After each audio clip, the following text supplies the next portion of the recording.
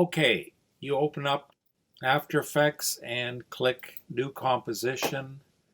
You will call it Smoke and click OK.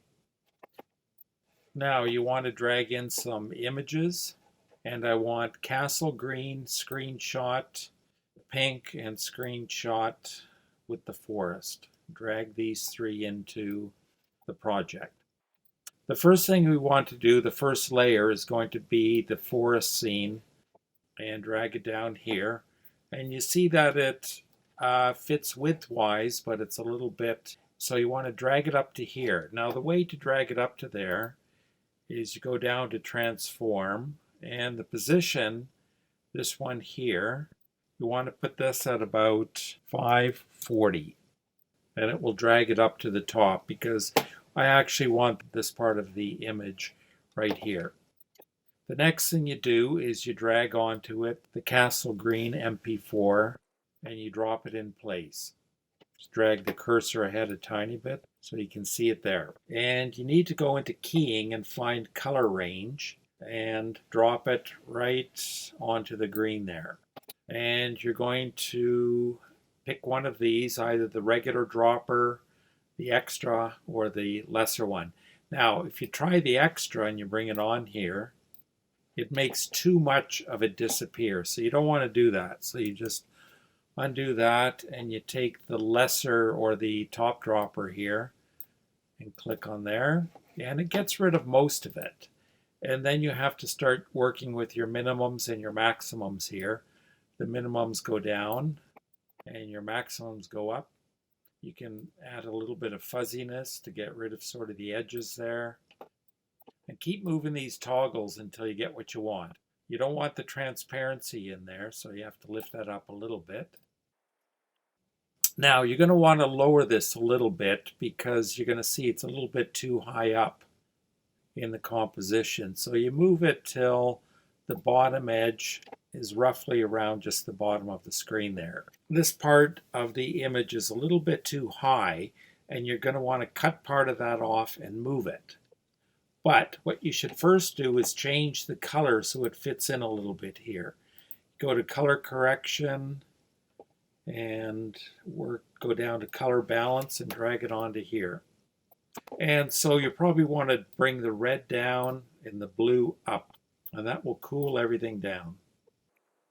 And you can move these around until you get the color balance that you like. Now what you need to do is duplicate the Castle Green. So you got two of them. And you take your top one and you get your pen tool and you draw a line around this. So you want to cut kind of the walkway out.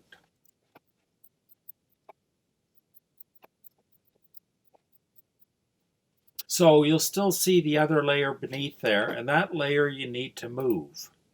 So you click on the lower Castle Green and you get your pointer and you just drag it down till about there. Now you could go back into the color keying and you can start moving these around so it becomes a little bit more visible.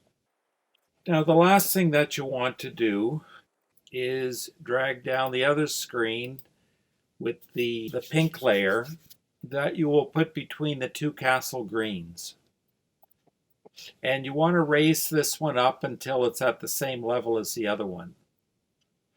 And now you want to get rid of that pink layer, and so that these trees will stand in front of the actual building there. And when you're doing your smoke layers, those layers will then go between the trees. Again, your color range, you drag it on top. And in this one, you take the plus dropper and you just put it in there, and you'll see there's still a little bit of pink left. So you could up your fuzziness a little bit and toggle these until the pink disappears. There you go. And now you see these trees are in front, and then you'll have the smoke going between them and then another layer of smoke going over top.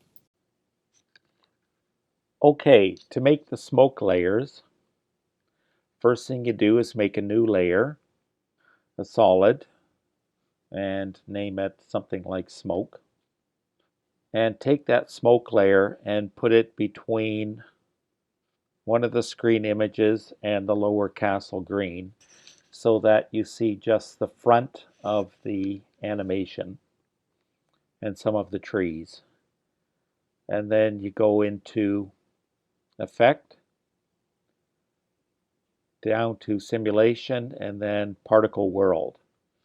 And then once you click on Particle World, you get the particle emitter that makes, at this point, sparks. And then you want to change the position of it, so that's where the smoke will come in from. Change the birth rate and the longevity, so you get more sparks and they'll last longer. So you want to change the type of particle to faded sphere. And you make them much larger, both the birth and the death size. Then you change the color. That doesn't look like smoke. So white for the birth rate, gray for the death. Now you see up top where it says physics and explosive, you can change that to viscous, twirl, to cone, and each one you would tweak the parameters a little bit differently and you'll get kind of a different type of fog. So it's good to experiment with that. And then you work with the velocity, the inherent velocity.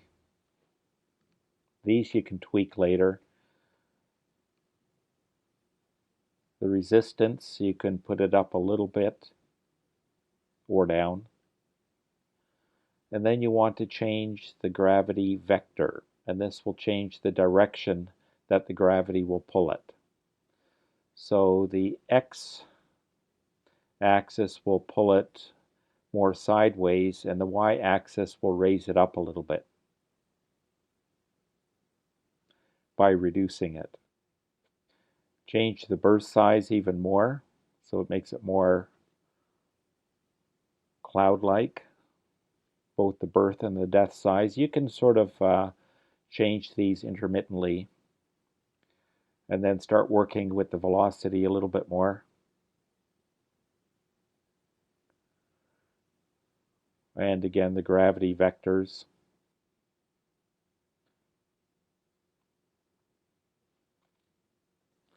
And you want to work with the opacity because you don't want it to be solid smoke. And you can go down to transform on the smoke and put that down to 70 or 80, and you see that makes the entire layer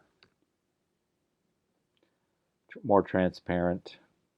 Go into the extras. The random seed makes it again more random. Put that up to over 1,000. And you could put volume shader, and that will make it a little bit volumetric and work a bit with the birth and death size. If you increase the birth rate, it actually slows it down. So work more with the opacity. Now you can tweak all of those parameters to get it to your liking. You could even change the color.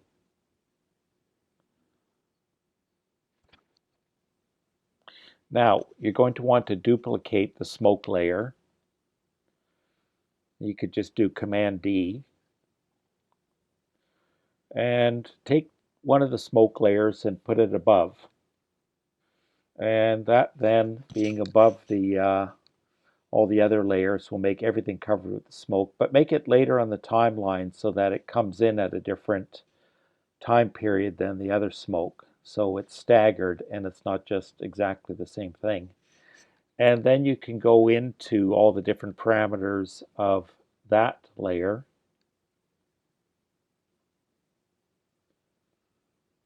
and tweak them so you get a slightly different type of smoke or fog.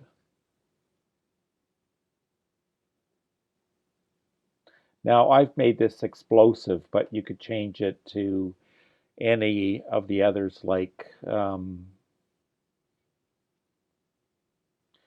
viscous, or twirl.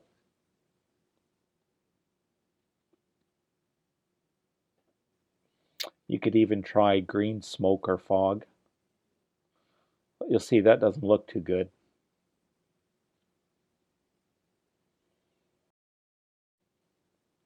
And there you have your creation of smoke or fog.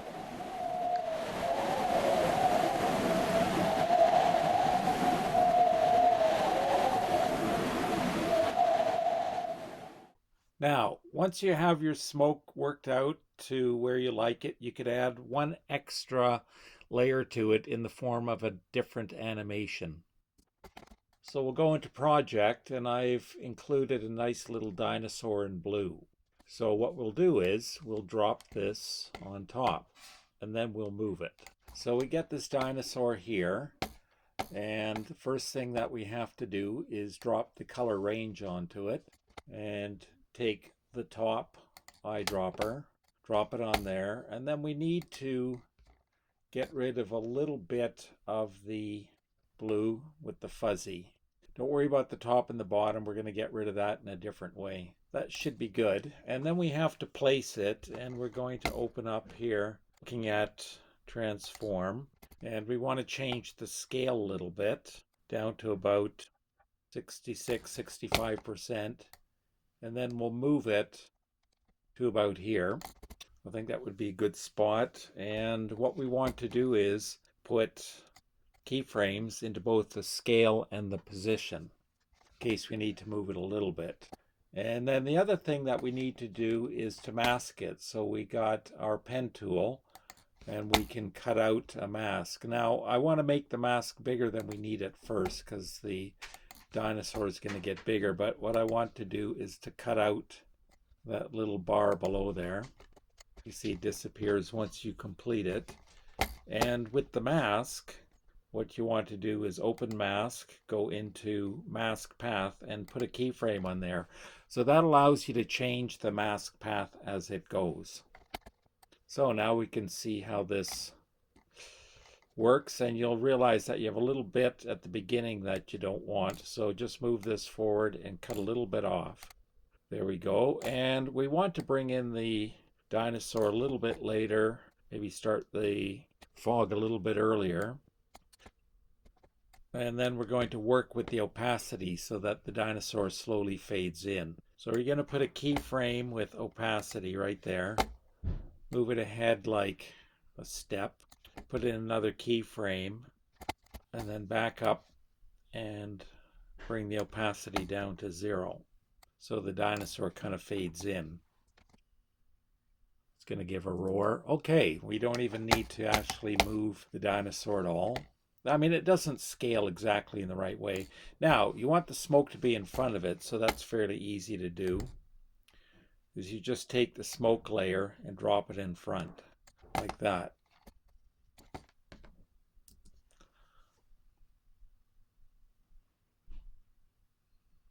So you could have it fade in a little bit slower if you like.